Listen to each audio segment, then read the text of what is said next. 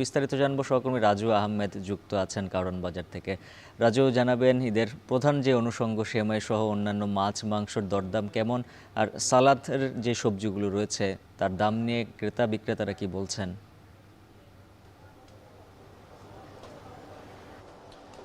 উজ্জ্বল, প্রথমে জানিয়ে রাখতে চাই যে সকাল থেকে রাজধানী কারওয়ান বাজার সহ বেশ কয়েকটি বাজারে আমরা ঘুরেছি, যেখানে মানুষের আনাগোনা খুবই কম, বিশেষ করে ক্রেতাদের উপস্থিতি একেবারেই কম দেখা গেছে।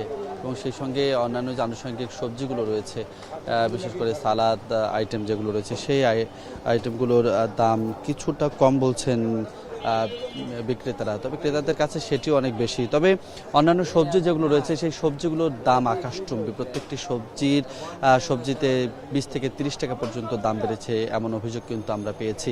যদি উল্লেখ করে বলি, বরবটি, পটল সহ অন্যান্য যে সবজিগুলো রয়েছে, বেগুন, প্রত্যেকটির দাম 100 টাকার উপরে, অর্থাৎ 100-র নিচে কোনো সবজি মূলত নেই। তবে গাজর, টমেটো এবং অন্যান্য সালাদ সামগ্রী যেগুলো রয়েছে সেগুলোর দাম অনেকটাই কম বলছেন।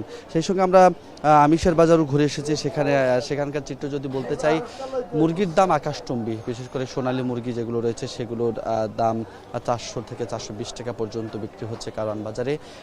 লেয়ার মুরগি যেগুলো রয়েছে সেগুলো 340 থেকে 360 টাকা।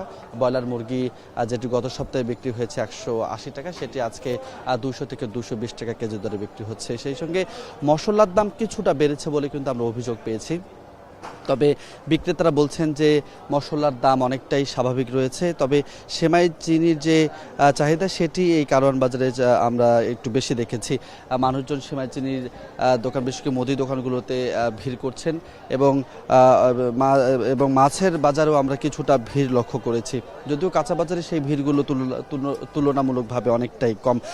আমরা যদি একটু জানিয়ে রাখতে চাই যে গরুর মাংস এবং ছাগলের মাংসের চাহিদাও রয়েছে বাজারে অনেকটাই, সেই দোকানগুলোতে কিছুটা ভিড় লক্ষ্য করা গেছে। সার্বিকভাবে যদি বলতে চাই যে এই বাজারে আজকে সবজির দামের অভিযোগ একেবারেই বেশি, অর্থাৎ যে আমরা বিক্রেতাদের সঙ্গে কথা বলেছি কেন আসলে এই সবজির দামগুলো বেশি, তারা যেমনটি বলছেন যে যেহেতু নগরের বাসিন্দারা বাড়ি ফিরেছেন, ঢাকায় কম পণ্য ঢুকেছে এবং স্থানীয় পর্যায়ে বাজারগুলোতে বেশি পণ্য যাওয়ার কারণে মূলত যোগান কম থাকায় দামটা বেড়েছে বলে কিন্তু তারা উত্তর দিয়েছেন।